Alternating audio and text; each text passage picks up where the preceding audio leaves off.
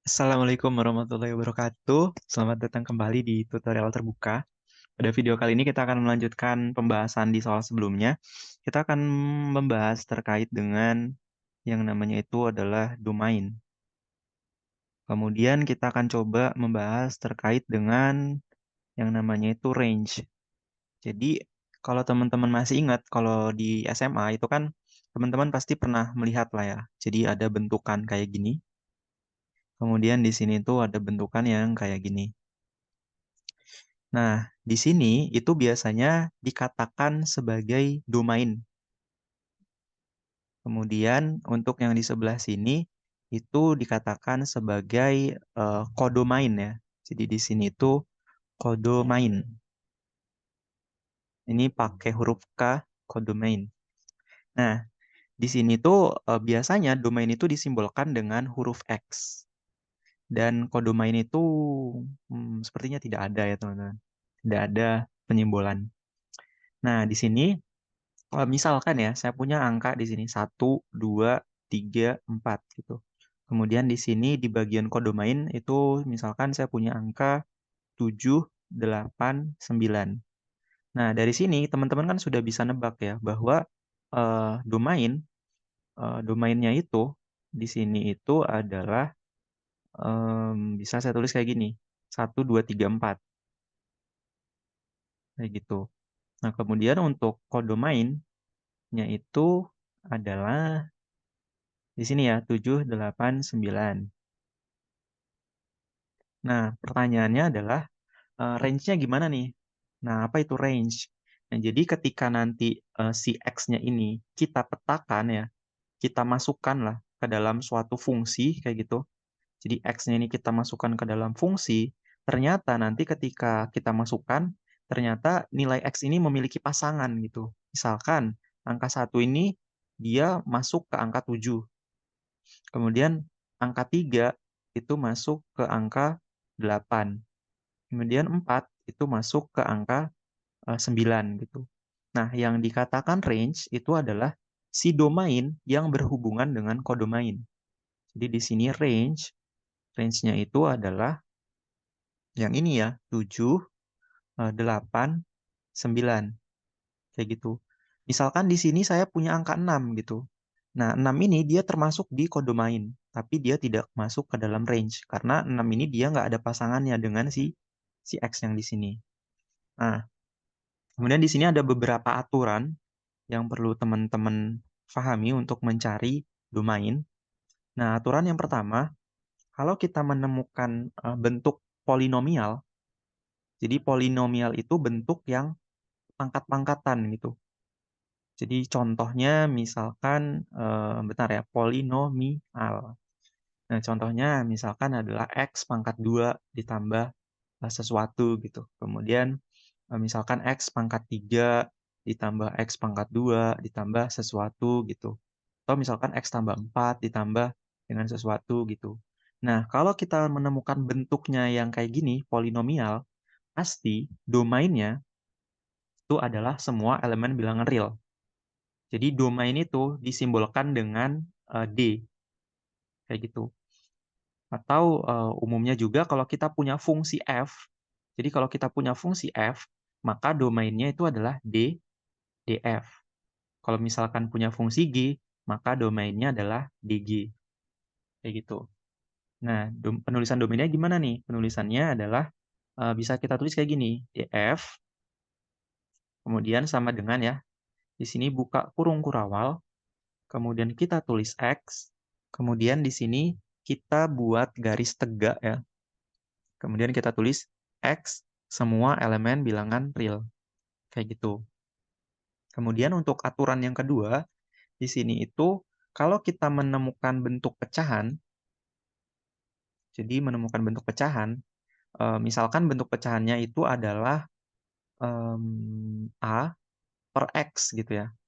Nah, di sini ada syaratnya teman-teman. Syaratnya adalah si penyebutnya yang paling bawah ini itu tidak boleh sama dengan 0.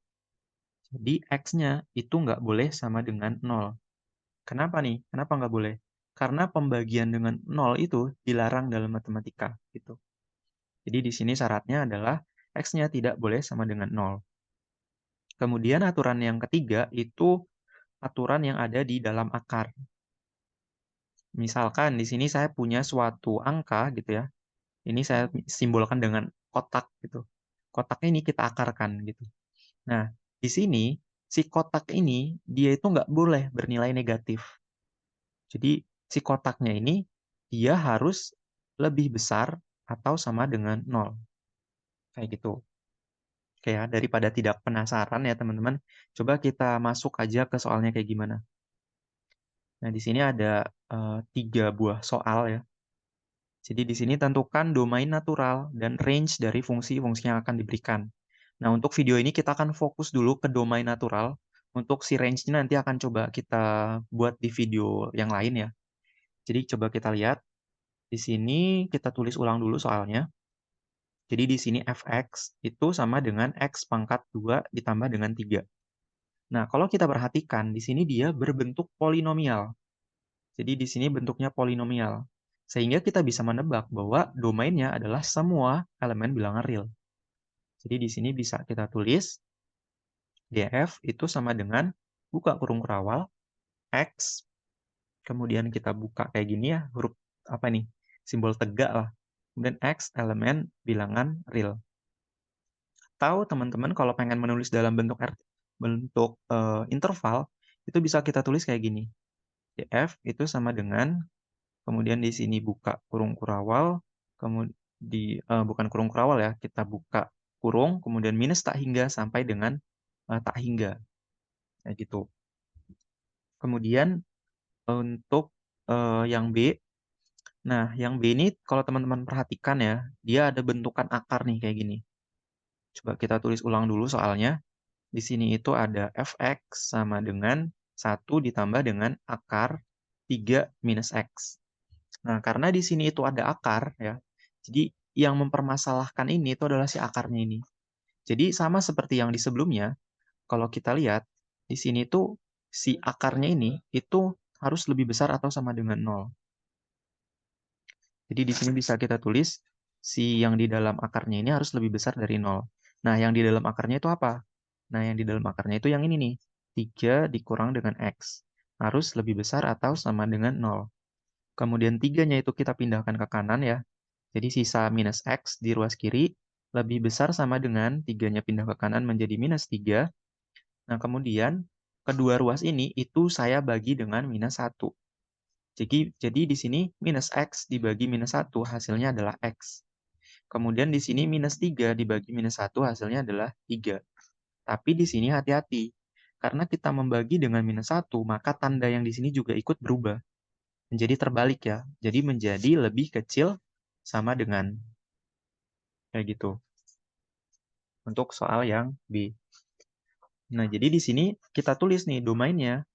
Domainnya df ya. Itu sama dengan buka kurung kurawal, kita tulis X, kemudian kita tulis garis tegak kayak gini.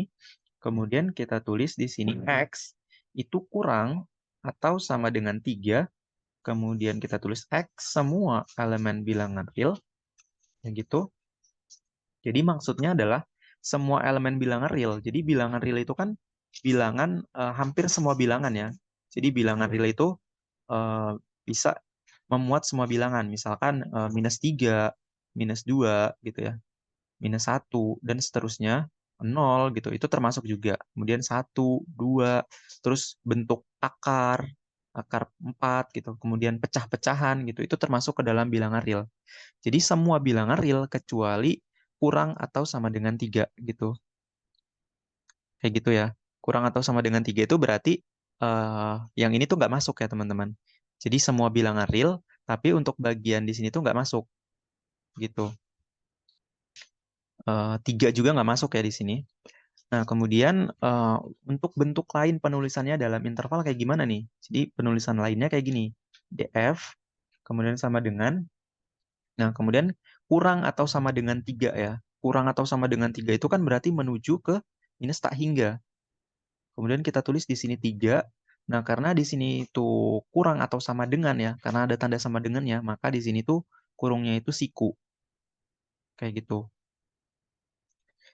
Oke, mungkin itu untuk soal yang B. Sekarang akan kita coba lihat untuk soal yang C. Nah, di sini coba saya hapus aja yang jawaban yang A.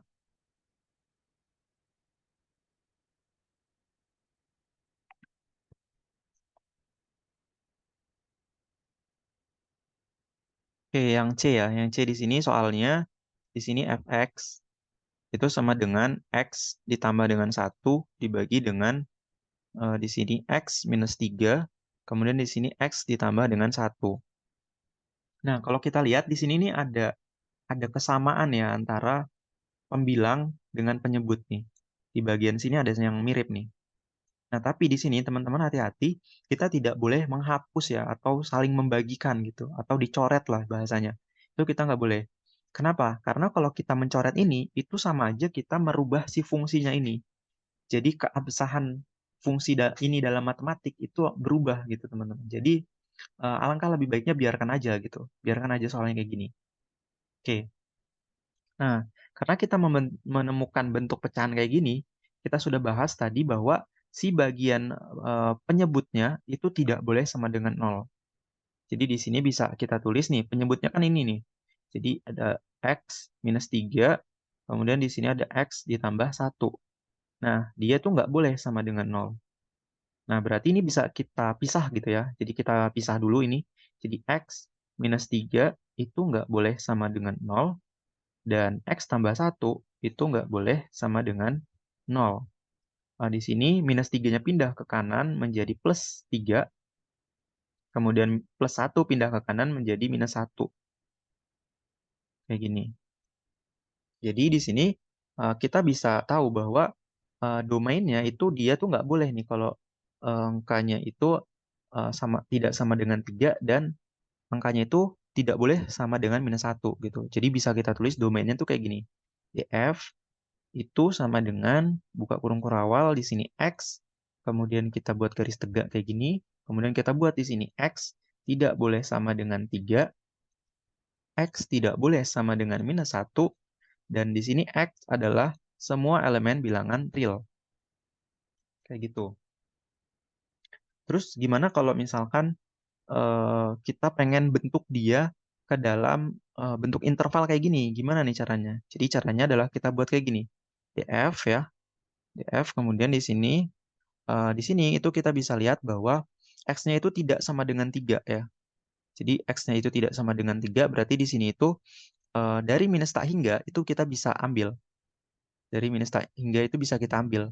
Nah, kita cek dulu untuk bagian yang ini, minus 1. Nah, di sini kita buat kayak gini, koma, minus 1 itu nggak boleh kita ambil juga ya, minus 1. Makanya dia kayak gini. Kemudian kita juga bisa ambil dia dari minus 1 menuju ke ketiga ya, menuju ke 3 kayak gitu. Jadi dari minus 1, jadi dari 0 sampai ke sebelum 3 itu bisa kita ambil. Kemudian kita ambil juga dari 3 itu sampai dengan tak hingga kayak gitu. Jadi setelah 3 itu boleh kita ambil kayak 4, 5, 6 dan seterusnya sampai tak hingga kayak gitu. Jadi begini cara untuk mencari domain. Nah, untuk mencari range gimana? Range lebih mudah, teman-teman. Untuk range akan kita bahas di video berikutnya. Saya tutup videonya. Assalamualaikum warahmatullahi wabarakatuh.